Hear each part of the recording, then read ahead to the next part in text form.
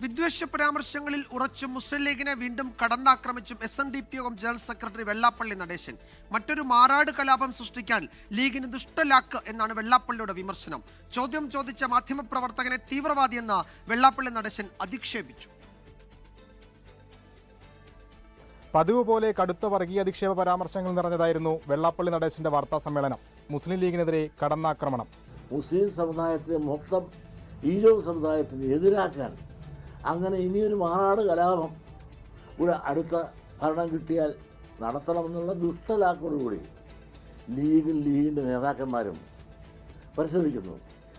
LDF സർക്കാരിന്റെ കാലത്ത് സമുദായത്തിന് എന്ത് കിട്ടിയെന്ന ചോദ്യത്തോടെ ഒഴിഞ്ഞുമാറി. നിങ്ങളുടെ ചോദ്യത്തിന് മറുപടി പറയാനല്ല.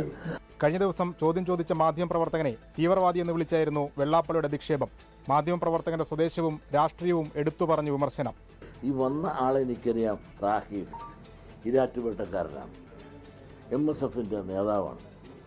അവൻ തീവ്രവാദിയാണ്, മുസ്ലിങ്ങളുടെ വലിയ വക്താവാണ്. ഇതൊക്കെ എനിക്കറിയാം. അയാൾ ആരോ പറഞ്ഞേച്ചതാണ്. ഒരു ചാനൽ ചർച്ചയിൽ വരുമ്പോൾ അതിലൊരു പ്രതിനിധി അവരെത്തുന്നവർ അവരോട് കാണിക്കേണ്ട സാമാന്യ മര്യാദയും പക്വതയും ഒന്നുമില്ലെങ്കിൽ അവൻ്റെ അപ്പുപ്പനാകാനുള്ള പ്രായം എനിക്കില്ലേ? അതിൻ്റേതൊരു മര്യാദയും വേണ്ടേ എന്നോട് സംസാരിക്കാൻ. താൻ പിണറായി വിജയന്റെ ജിഹ്വയല്ലെന്നും പ്രശ്നാധിഷ്ഠിത പിന്തുണ മാത്രമാണ് നൽകുന്നതെന്നും വെള്ളാപ്പള്ളി പറഞ്ഞു. വിവാദ പ്രസ്താവനകളുടെ ചോദ്യങ്ങളോട് പ്രതികരിക്കാതെ വാർത്താസമ്മേളനം പാതി വഴിയിൽ ഉപേക്ഷിച്ച വെള്ളാപ്പള്ളി മടങ്ങി. പറഞ്ഞതെല്ലാം പറഞ്ഞത് തന്നെ, പറഞ്ഞതിൽ നിന്നും മാറുന്നില്ല. 24 ആലപ്പുഴ. ലോകത്തെവിടെയായാലും ഏത് സമയത്തും 24 വാർത്തകളും ഓഗ്മെന്റഡ് റിയാലിറ്റി പാക്കേജുകളും എക്സ്പ്ലെയിനറുകളും വിശദമായി കാണാൻ ഞങ്ങളുടെ YouTube ചാനൽ നിങ്ങൾക്ക് സബ്സ്ക്രൈബ് ചെയ്യാം.